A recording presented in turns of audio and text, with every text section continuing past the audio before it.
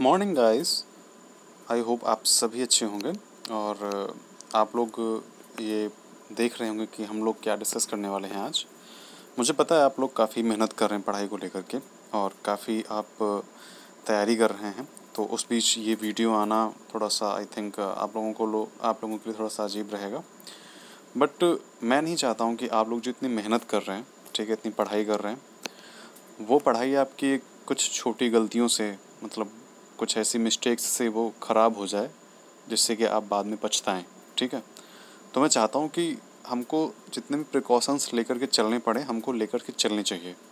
ठीक है, तो इसीलिए मुझे पता है ये वीडियो जो है थोड़ा सा मतलब बहुत लोगों के लिए हेल्पफुल रहेगा जो लोग पहली बार एग्ज़ाम देने जा रहे हैं, लेकिन जो लोग बहुत ही डेडिकेशन के साथ में एग्ज़ाम्स पढ़ने में लगे होंगे उनको लगेगा कि वीडियो मतलब अभी क्यों आ रहा है। तो एग्ज़ाम्स के हमारे लिए सिर्फ 5 डेज़ ही बचे हैं, तो ये वीडियोज़ इसीलिए मैं आज जो है आप लोगों के लिए बना रहा हूँ, क्योंकि अगर मैं 1 से 2 दिन पहले बनाऊँगा और आपको बताऊँ तो आप तब और ज़्यादा बिजी होंगे। ठीक है, लेकिन मैं चाहता हूँ कि आप इस वीडियो को पूरा देखें। ठीक है, कुछ गलतियों से आप जो अभी तक इतना पढ़ रहे हैं वो आपका पूरा ख़राब ना हो, तो इसीलिए मैं जो मिस्टेक्स जो नॉर्मल, चाहे कितना भी आप कितने भी एग्ज़ाम्स दे रखे हों, कुछ भी हुआ, मतलब हर एग्ज़ाम्स में कुछ ना कुछ अलग ही होता है। ठीक है, तो इसीलिए हम डिस्कस करेंगे कि बीएड और एमएड एग्ज़ाम्स या फिर कोई भी एग्ज़ाम्स अगर आप दे रहे हैं, ऑल ओवर इंडिया में कोई भी एग्ज़ाम्स दे रहे हैं, उन सभी में जो मैं आज बताने जा रहा हूँ वो सभी कहीं ना कहीं आप गलतियाँ कुछ ना कुछ कर ही देते हैं। ठीक है, तो कोई भी गलती नहीं करनी है आपको, नहीं तो फिर बाद में आपको बस पछताना ही पड़ेगा। ठीक है, तो चलिए उस बारे में हम आज अच्छे से डिस्कस करेंगे और समझेंगे कि कौन सी गलतियाँ हमें नहीं करनी चाहिए। ठीक है, उसमें जानेंगे कि ओएमआर सीट कैसे भरें और प्रश्न पत्र को कैसे हल करें, क्योंकि टाइम कम है और क्वेश्चंस ज़्यादा हैं, आपको पता होना चाहिए। ठीक है, तो चलिए स्टार्ट करते हैं कि परीक्षा से एक दिन पहले हमको क्या करना है। परीक्षा से एक दिन पहले हमको क्या करना है, तो पहला स्टेप है कि डोंट रीड एनीथिंग न्यू। ठीक है, मतलब ये नहीं करना है कि हम लोग अभी तक पेपर सेकंड को लेकर के पढ़ रहे हैं और पेपर सेकंड के साथ में हम आगे भी बढ़ेंगे और पेपर थर्ड पेपर फोर्थ भी पढ़ेंगे, लेकिन अभी आपको ये नहीं करना है कि आप पेपर फर्स्ट पढ़ने लगे। ठीक है, पेपर फर्स्ट एकदम लास्ट में है ना, तो आप आराम से उसको पेपर फर्स्ट को आप आराम से 13 के बाद आप पढ़ सकते हो। ठीक है, लेकिन उससे पहले हमको पेपर सेकंड थर्ड और फोर्थ पे ध्यान देना है, तो इसीलिए कुछ नया मत पढ़ें, पेपर सेकंड थर्ड और फोर्थ पढ़ें। अब हमारा सेकंड का पेपर है तो सेकंड में हमको क्या करना है, सेकंड का ही सिर्फ पढ़ना है। ठीक है, सेकंड में जितना हमने अभी तक पढ़ा है, जितना हम 7 अगस्त तक हम जितना पढ़ेंगे उसी का हमको रिवीजन करना है। ठीक है, 8 अगस्त को हमको कुछ नया नहीं पढ़ना है।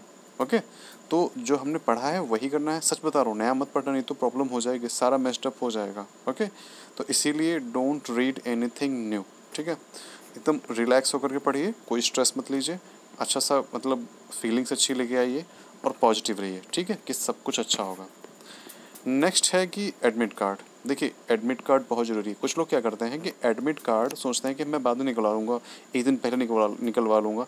मेरा सजेशन ये है, मेरा एक्सपीरियंस ये है, सजेशन की बात छोड़िए, मेरा ये एक्सपीरियंस है, मैंने एक्सपीरियंस के साथ में बता रहा हूँ कि ऐसा कुछ मत करिएगा। आपका अगर एडमिट कार्ड आता है, अगर कॉलेज से मिलता है तो बेटर, अगर कॉलेज से नहीं मिल रहा है, अगर आप वेबसाइट से डाउनलोड कर रहे हैं, एडमिट कार्ड आएगा तो आपको बिंग टीचर पे यहीं पे आपको बता दिया जाएगा, डोंट वरी। तो अगर एडमिट कार्ड आता है तो आप वहाँ से तुरंत प्रिंट आउट निकलवा लीजिए विद इन 1 और 2 डेज़। ठीक है, जब एडमिट कार्ड आता है, और एडमिट कार्ड 1 से 2 दिन में अपलोड हो जाएगा। ठीक है, तो एडमिट कार्ड आपको तुरंत प्रिंट आउट उसका निकलवाना है। उसके साथ में अगर आईडी वगैरह भी, मतलब फिर उसको पढ़ना है, अगर आईडी वगैरह भी ज़रूरत होगी तो एडमिट कार्ड के साथ में आईडी वगैरह भी आपको तैयार रखनी है। ठीक है, आईडी कोई भी लिख सकते हैं। देखिए सबसे इंपॉर्टेंट चीज़ है चेक योर व्हीकल, मतलब अगर जैसे किसी का सेंटर जो इस बार है, मतलब कहीं कहीं हो सकता है दूर चला जाए, तो मतलब ये ध्यान में रखना है कि आपको जो व्हीकल है वो ख़राब ना हो। ये ना हो कि मतलब आपका कल पेपर है और आपके फादर या ब्रदर जो भी हैं शाम को आते हैं और पेट्रोल नहीं है, या कुछ ऐसा प्रॉब्लम हो गई कि हाँ अरे, तो ऐसा नहीं करना है। ठीक है, तो आप घर में बता दें कि मेरा एग्ज़ाम है, तो सब चीज़ ओके होनी चाहिए। तो ये भी चीज़ आपको ध्यान में रखनी है, छोटी सी चीज़ है लेकिन बहुत इंपॉर्टेंट है। ओके, फिर नेक्स्ट है कि blue pen and black pen. देखिए ब्लू पेन और तो ज़रूरत नहीं रहेगी, जब आप ओएमआर सीट भरेंगे तो ब्लैक पेन से भरी जाती है। अधिकतर एग्जाम्स में ब्लैक पेन से ही, यानी कह सकते हो सभी एग्जाम्स में ब्लैक पेन से ही ओएमआर सीट भरी जाती है, फिल की जाती है। तो इसीलिए डॉट टाइप में जेल पेन नहीं लेना है, डॉट टाइप में ब्लैक पेन लेना है। उसके बाद वॉच। देखिए वीडियो पूरा देखना है, ये मत सोचिए कि ये तो बहुत नॉर्मल सी चीज़ है। सच बता रहा हूँ, वीडियो पूरा देखिएगा नहीं तो आपका ही नुकसान होगा, मेरा कुछ नहीं जा रहा है। ओके, तो नेक्स्ट है वॉच। वॉच आपकी वो टिक टिक करके से जो होती है ना, वो वाली, ठीक है, डिजिटल वॉच नहीं होनी चाहिए, ठीक है, नॉर्मल वॉच। ओके, तो वो वॉच होनी चाहिए आपकी। अगर आप डिजिटल वॉच भी ले जाते हैं तो भी कोई प्रॉब्लम नहीं है, बट मैं सजेस्ट करूँगा कि आपकी जो ये नॉर्मल वॉच होती हैं आप इन्हीं को लेके जाएं, ठीक है।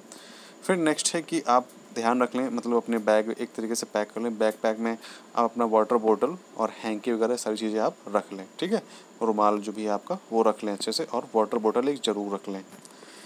नेक्स्ट है कि नेगेटिव पीपल, आप नेगेटिव पीपल जो हैं उनसे दूर रहें, ठीक है।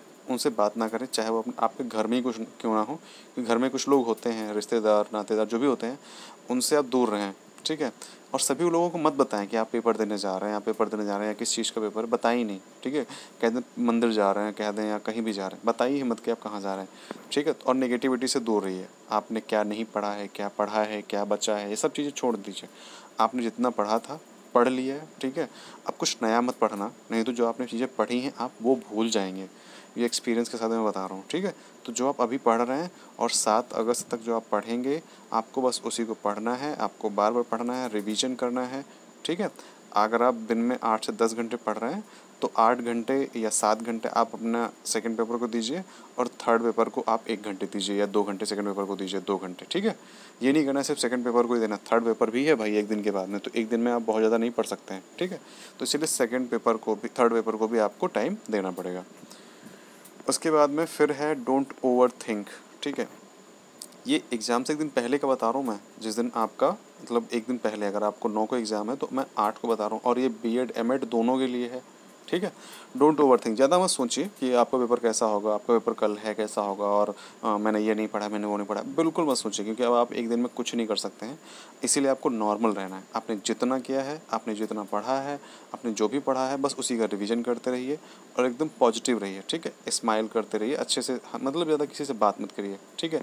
अगर ज़्यादा बात करते हैं, कोई बात बढ़ गई या कुछ भी ऐसा हुआ, तो फिर मतलब आपका मूड ख़राब हो जाएगा, और फिर नेक्स्ट डे जो आपका पेपर है वो एकदम से आपका ख़राब हो जाएगा, ठीक है। तो आपको मतलब ज़्यादा किसी से बात भी नहीं करनी है, और ज़्यादा सोचना भी नहीं है।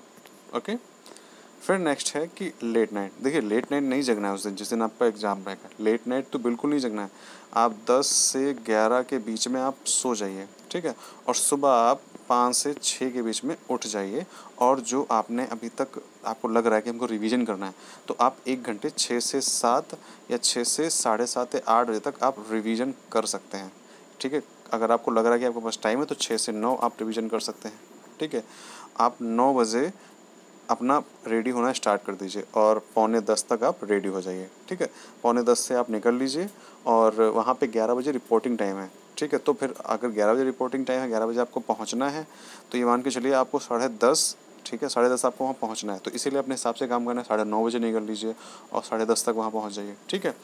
तो ये चीज़ें करनी है, ठीक है। उसके बाद में क्या है, हैवी डिनर।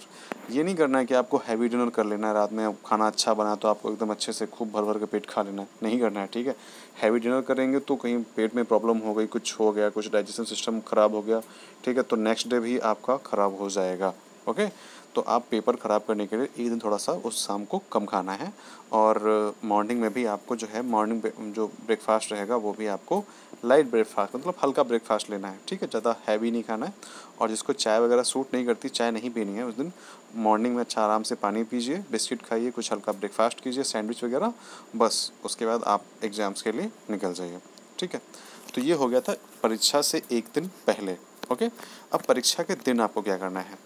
परीक्षा के दिन ये करना है कि सुबह उठें और सबसे पहले मम्मी पापा के पैर छुएं, और उसके बाद नहाएं धोएं और अपना एक अच्छी सी मतलब पूजा करें, ठीक है। और भगवान से कहें जो भी आज का दिन है ये अच्छा करें। ओके, पूजा करने के बाद में अगर आपके पास टाइम लग रहा है कि हाँ आप अगर 6 बजे 5 से 6 के बीच में उठ गए हैं, तो 6 से लेकर के 8 या 8:30 तक आप रिवीजन कर सकते हैं, पढ़ सकते हैं। जिस दिन आपका जो पेपर है, सेकंड पेपर है, तो सेकंड को आप पढ़ सकते हैं। ओके, उसमें इतनी कोई प्रॉब्लम नहीं है, जो आपने पढ़ा है बस उसी को पढ़ना है, नया कुछ नहीं पढ़ना है, ठीक है, आप उतना कर सकते हैं। फिर है बड़ों के चरण स्पर्श करें। अगर आप एग्ज़ाम देने जा रहे हैं तो एक बार मतलब माता पिता के चरण स्पर्श करें, उनसे आशीर्वाद लें, और उसके बाद अपने एग्ज़ाम्स के लिए निकल जाएं। लेकिन उससे पहले आपको सारे इम्पोर्टेंट डॉक्यूमेंट्स ठीक है, according to important instructions on admit card. देखिए एडमिट कार्ड पे कुछ लिखा होगा आपका कि ये चीज़ें लेके जानी है, ये चीज़ें लेके नहीं जानी है, आपको ये पढ़ना है, ये नहीं लेके जाना है, ये करना है, ठीक है। तो वो सारी चीज़ें एक बार आप एडमिट कार्ड पे जो इंस्ट्रक्शंस होंगी आप उनको एक बार पढ़ लीजिएगा, जिससे कि वहाँ पे जाने के बाद में आपको ये ना लगे कि अरे ये तो इसमें तो ये लिखा था, ठीक है। फ़ोटो वगैरह, आईडी या फिर एडमिट कार्ड में जो भी पेन पेंसिल जो भी लिखा हो वो सब आपको लेके जाना पड़ेगा, ठीक है। तो एक बार एडमिट कार्ड के इंस्ट्रक्शंस जो हैं वो आप देख लीजिएगा। उसके बाद है कि 30 to 1 आवर मतलब 30 मिनट से 1 घंटे पहले पहुंचना है, ठीक है। जहाँ पे आपका सेंटर है वहाँ पे आपको 30 मिनट से 1 घंटे पहले पहुंचना है, जिससे कि वहाँ पे जो आपका एनवायरनमेंट है आप वहाँ पे एकदम सेटल्ड हो सके, आपको नॉर्मल फील हो। ये ना हो आपका एग्ज़ाम जो है 11 बजे से है, ठीक है, आप पहुँच रहे वहाँ पे 11 बजे पहुँच रहे हैं, तो ऐसा नहीं करना है और आप भागते भागते एग्ज़ाम हॉल जाते हैं, तो ऐसा नहीं करना है, ठीक है। नेक्स्ट है कि don't talk to other people, ठीक है। देखिए वहाँ पे बहुत सारे लोग आए हुए होंगे, तो आपको ये बात नहीं करनी वहाँ पे कि आप क्या पढ़े हैं, आप क्या किए हैं, ठीक है। क्योंकि अगर आप पूछेंगे कि आपने क्या पढ़ा है, आप अगर लोगों से पूछते हैं वो कहेगा हमने तो सारा पढ़ लिया है, आपको लगेगा कि अरे हाय मैंने ये पढ़ा ही नहीं है, ठीक है। तो ये सारी चीज़ें आपको नहीं करनी है वहाँ पे। ये चीज़ें आपको सोचना है कि मतलब आपको जिसके साथ अगर आप जाते हैं तो वहाँ पे आप अपने फादर मदर या अपने ब्रदर से या सिस्टर से आप बात कर सकते हैं, ठीक है। लेकिन आप किसी और से बात ना करें, मेरा सजेशन है आपको, और मैं एक्सपीरियंस के साथ में ये चीज़ बता रहा हूँ, ठीक है। क्योंकि आप सामने वाला जो बताएगा आप उसको सुनेंगे और फिर थोड़ा सा स्ट्रेस फील करेंगे कि इस बंदे ने सब कुछ कर लिया, मैं कुछ नहीं कर पाई, ठीक है। तो ये चीज़ नहीं करनी है। Go to your exam hall. अगर आप सेंटर एग्ज़ाम हॉल पे अगर आप सेंटर पहुँचते हैं, अगर आप एग्ज़ाम हॉल मतलब वहाँ पे सेंटर पहुँचते हैं तो आप ये मत सोचें कि हमको अब थोड़ा सा रुक जाएं बाहर या कुछ भी हो जाए। अगर जैसे कि एंट्री हो रही है ना तो आप जाके एंट्री कर लें, ठीक है। वहाँ पे जाएं अंदर और जाने के बाद में वहाँ पे डायरेक्ट बाथरूम जाएं, ठीक है। आपको हो ना हो जो भी हो आप डायरेक्ट बाथरूम जाएं, वहाँ पे थोड़ा सा फ्रेश फील करें, मतलब वहाँ पे फेस वॉश वगैरह करें, ठीक है, थोड़ा सा हल्के हो जाएं और उसके बाद में फिर वहाँ से बाहर आएँ और अपने एग्ज़ाम हॉल की तरफ जाएँ, ठीक है। उसके बाद में बी पॉजिटिव, मतलब एकदम मूड एकदम शांत रखना है, अपने माइंड में हलचल नहीं रखनी कि कैसा पेपर आएगा, क्या होगा क्या होगा क्या होगा, ये सब कुछ नहीं करना है, ठीक है। हाय तौबा नहीं करनी वहाँ पे, ठीक है। पेपर देने जा रहे हैं, कोई जंग लड़ने नहीं जा रहे हैं, तो इसीलिए ये सोचना ही नहीं है कि मतलब क्या होगा, जो भी होगा अच्छा ही होगा, ये सोच के आप बैठिए जाकर के एग्ज़ाम हॉल में और वहाँ पे पेपर का वेट कीजिए, ठीक है। एकदम अच्छे से सोचना है, मतलब ये नहीं सोचना कि पहला पेपर है या कुछ भी हो, सभी का पहला ही होगा, ठीक है, आप ही का पहला नहीं होगा, सभी लोगों का एग्ज़ाम जो है वो फर्स्ट डे ही होता है। तो इसलिए घबराना बिल्कुल नहीं है, पैनिक बिल्कुल नहीं होना है, ओके। नेक्स्ट है कि when you get your paper check it out. देखिए क्या होता है कभी कभी कि आप जब पेपर आपके पास आता है तो मतलब कभी कभी बहुत ही कम होता है, हालांकि ये कभी कभी क्या होता है लास्ट का पेपर मिस है या फिर पेपर्स के बीच में कोई पेपर एक मिस है, तो आप उसका जो है पेज का जो है वो मतलब जो पेज नंबर है वो आप देखते जाइएगा, पेपर को पलटते जाइए और इसीलिए पूरा जो पेपर एक बार चेकआउट कर लीजिए बहुत जल्दी, मतलब विदिन 1 मिनट में, ठीक है।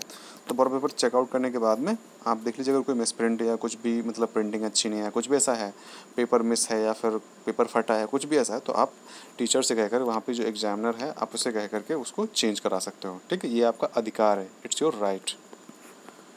फिर है कि it doesn't matter how many of exam you have even till instead of it if you have confusions clear out with your examiner. देखिए आपने कितने भी एग्ज़ाम्स दिए हो, ये कोई मैटर नहीं करता है कि आपने इतने एग्ज़ाम्स दिए हैं तो आपको बहुत एक्सपीरियंस है, ठीक है। सभी एग्ज़ाम्स का जो प्रोसीजर है, सभी एग्ज़ाम्स के जो प्रोसीजर्स हैं वो अलग अलग हैं। तो इसीलिए अगर आपको वहाँ पे कुछ नहीं आ रहा है, ठीक है, ये समझ नहीं आ रहा है कि क्या भरना है यहाँ पे, क्या लिखना है, तो वो आप अपने एग्जामिनर जो वहाँ पे हैं आप उनसे पूछ लीजिए, ठीक है। वो मना नहीं करेंगे कि हम नहीं बताएंगे, आप अपने एग्जामिनर से पूछ लीजिए, अपने आगे पीछे बच्चों से मत देखिएगा, ठीक है।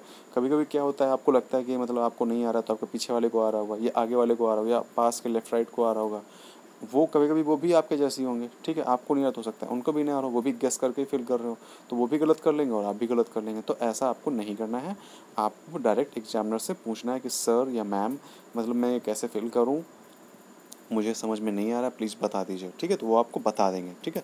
ये नहीं करना है कि अपने आप फिल करने लगे और बाद में गलत हो गया तो फिर वाइटनर मांग रहे हैं या ब्लेड मांग रहे हैं, उसको स्केच कर रहे हैं, कुछ नहीं करना है।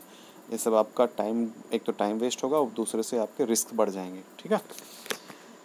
नेक्स्ट है आपका टेक अ लॉन्ग ब्रेथ और स्टार्ट योर एग्जाम। देखिए जब आपको पेपर मिल जाए आप सब कुछ एकदम सॉर्ट आउट कर लेंगे, एवरीथिंग इज़ फाइन, तो आपको क्या करना है, एक लंबी मतलब सांस लेनी है और उसके बाद आपको अपना एग्ज़ाम शुरू कर देना है। ठीक है, ज़्यादा सोचना नहीं है कि कैसा है पेपर क्या है। तो आप अगर एक बार सब अच्छे से चेकआउट कर लेते हैं, सब कुछ ठीक है, ठीक है, और OMR वगैरह ठीक है, सब कुछ ठीक है, तो आपको बस पेपर स्टार्ट कर देना है। पेपर कैसे स्टार्ट करना है ये हम आगे भी डिस्कस करेंगे। ठीक है, ये तो एक जो प्रोसीजर है वो हम आपको बता रहे हैं। उसके बाद OMR सीट कैसे भरें और प्रश्न पत्र को कैसे हल करें। ठीक है, how to fill OMR and how to solve exam paper. तो यहाँ पे चेक OMR मतलब सबसे पहले आप OMR चेक करिए।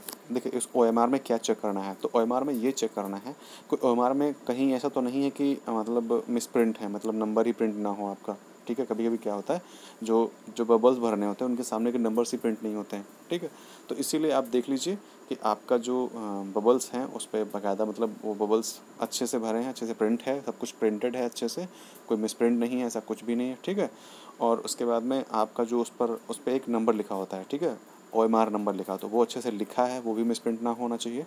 ठीक है, तो OMR चेक करने के बाद में आप कोशिश करिए ब्लैक पेन से ही भरिए। हालांकि उसमें लिखा होंगे, इंस्ट्रक्शंस लिखे होंगे आपके पेपर में, टेस्ट पेपर में और आपके एडमिट कार्ड में। ठीक है, तो टेस्ट पेपर अगर में लिखे हैं कि ब्लैक पेन डॉट पेन, अगर ब्लैक पेन डॉट पेन दोनों लिखा है तो अच्छी चीज़ है, आप ब्लैक पेन से ही भरिए। और अगर डॉट पेन से सिर्फ ब्लू डॉट पेन से अगर कह रहा है कि ब्लू डॉट पेन से ही भरना है, मतलब नीले पेन से भरना है, तो आप फिर भी मतलब एक बार सर से पूछ लीजिए कि सर नीले पेन से ही भरना है, फिर जैसा वो करें आप वैसा ही करिए। क्योंकि OMR सीट में अधिकतर मैक्सिमम क्या होता है कि आप मतलब ब्लैक पेन से ही जो चीज़ें हैं वो फिल की जाती हैं। ठीक है, नेक्स्ट है कि OMR फिलिंग कन्फ्यूजन। मैंने आपको स्टार्टिंग में बता दिया कि आपको ज़्यादा स्मार्ट नहीं बनना है कि मतलब मैंने फॉर्म इतने एग्जाम्स दिए, सारी चीज़ें की हैं तो हमको ये मतलब मैं भर लूँगा या भर लूँगी, तो ऐसा आपको बिल्कुल नहीं करना है। अगर कहीं कन्फ्यूजन होती है तो आप भर लीजिए, क्योंकि आपके 1 साल की नहीं 2 साल की कहानी है। ठीक है, BEd और M.Ed जो है वो 1 साल में नहीं हो रहा है, 2 साल की कहानी। अगर आपने इधर गलत किया ना तो आपका फर्स्ट ईयर का भी लॉस होगा। ओके, तो इसलिए कुछ भी गलत नहीं करना है, आपको एकदम कंसंट्रेट होकर के, कहीं भी आपका माइंड डाइवर्ट नहीं होना चाहिए। OMR तभी फिल करें जब आप फुल्ली कंसंट्रेट हों। ठीक है, आप एकदम दाएं बाएं कुछ भी मत सोचें, आपके पास टाइम कम रहेगा। ठीक है, तो आपको OMR भी जो है वो ढंग से फिल करनी होगी। उसके बाद है टाइम मैनेजमेंट। देखिए कभी कभी क्या होता है कि हम लोगों का हम लोग क्या करते हैं कि मतलब टाइम मैनेजमेंट हम लोग थोड़ा सा गड़बड़ कर देते हैं। ठीक है, इसीलिए मैंने आपको वॉच बोला है। ठीक है, जो टिक टिक टिक करती वाली वॉच हो। ओके, डिजिटल ना हो, मेरा कहने का मतलब बस ये है, डिजिटल वॉच ना हो, वो आराम से आप वॉच लेके जाएं और टेबल के सामने उतार के रख दें, टेबल के सामने ऊपर। ठीक है, जिससे कि क्या हो, आप अपने जो वॉच है आप उसको देखते रहें। ओके, जिससे कि क्या होता है कि जैसे अगर आपने हाथ में बांध ली है तो क्या होता है कि मतलब बार बार भूल जाते हैं हम सॉल्व करते तो भूल जाते हैं। लेकिन अगर सामने टेबल पर वॉच रखी है तो वो एकदम कंसंट्रेट हमारी आंखों के सामने रहती है। तो इसलिए टाइम मैनेजमेंट का बहुत ध्यान रखना है, क्योंकि आपका जो क्वेश्चन पेपर है उसमें 100 क्वेश्चंस रहेंगे। ठीक है, और उसमें 90 मिनट मिलेंगे। ठीक है, मतलब एक क्वेश्चन जो है आपका वो 1 मिनट से भी कम का टाइम का होगा।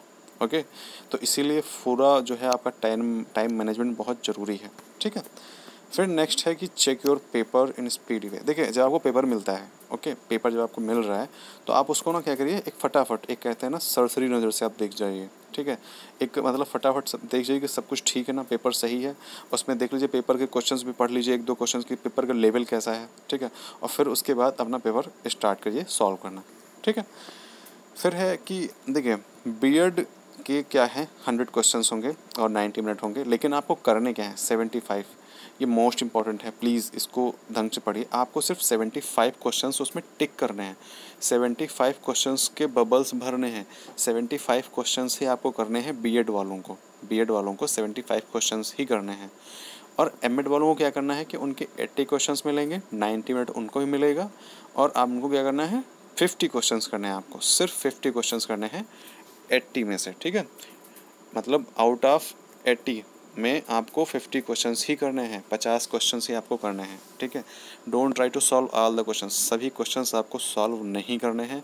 BEd वालों को सिर्फ 75 आउट ऑफ 100 और जो M.Ed वाले हैं उनको 50 आउट ऑफ 80, और दोनों का टाइम क्या है 90 मिनट ही रहेगा। ठीक है, तो इसीलिए आपको बहुत अच्छे से पेपर पढ़ते हुए सॉल्व करना है। ठीक है, देखिए अब पेपर सॉल्व करने का तरीका क्या है वो मैं आपको बता देता हूँ कैसे सॉल्व करते हैं।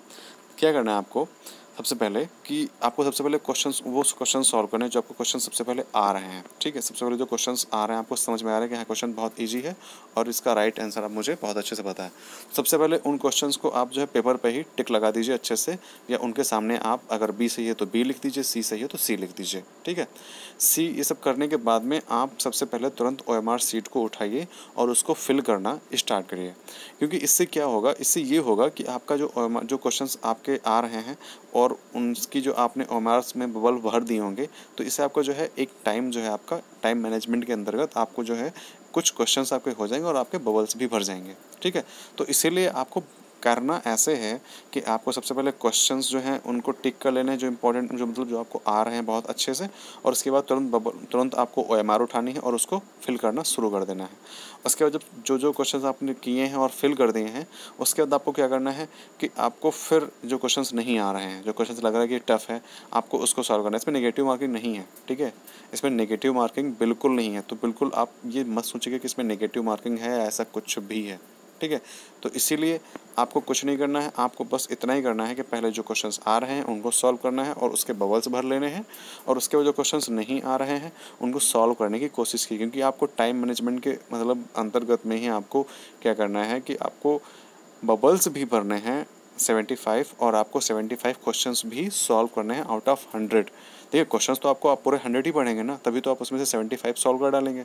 तो इसीलिए मौका बहुत अच्छा है, लेकिन टाइम मैनेजमेंट का बहुत ध्यान रखना है, टाइम मैनेजमेंट का बहुत ही ध्यान रखना है। ओके, तो आपको बस इतना ही बताना था। अगर लग रहा है कि आपको कुछ और पूछना है तो आप नीचे कमेंट करके मुझे बता सकते हैं, वो मैं आपको बताऊंगा। क्योंकि मैं नहीं चाहता हूं कि आपका कुछ भी लॉस हो, क्योंकि आप लोग बहुत मेहनत से पढ़ रहे हैं। ठीक है, तो इसीलिए मैं आपकी रिस्पेक्ट करता हूं, आपकी जो मेहनत है उसकी रिस्पेक्ट करता हूं। तो उस मेहनत को ही ध्यान में रखते हुए मैंने ये वीडियो बनाया है। उम्मीद करता हूँ आपको ये वीडियो अच्छा लगा होगा और कुछ इससे आपको हेल्प मिली होगी। तो मिलते हैं नेक्स्ट वीडियो में। आप अपनी पढ़ाई करते रहिए, और आपका जो पूरा सिलेबस है वो आपको कंप्लीट हो गया है, MCQ वगैरह सारे कंप्लीट हो गए हैं। प्लेलिस्ट बनी हुई है सभी क्वेश्चंस पेपर की, सभी जो प्लेलिस्ट हैं पेपर वगैरह की सभी की प्लेलिस्ट बनी है। इंपॉर्टेंट वीडियोज़ जो हैं अब डाले जा रहे हैं, तो इंपॉर्टेंट वीडियोज़ भी आप देखते रहिए। ठीक है, और उनमें जो इंपॉर्टेंट स्टेटमेंट्स होते हैं वो पढ़ाए जाते हैं, और जो टॉपिक है इंपॉर्टेंट डेफिनेशंस हैं वो आपको समझाई जा रही हैं। तो आपको वो सारे वीडियोज़ देखने हैं। ठीक है, अगर आप वो सारे वीडियोज़ देखते हैं तो मैं आपसे प्रॉमिस करता हूँ कि आपके क्वेश्चंस जो हैं अधिक से अधिक सही होंगे। ठीक है, तो इसीलिए अच्छे से पढ़ें, ईमानदारी से पढ़ें और अपना ध्यान रखें।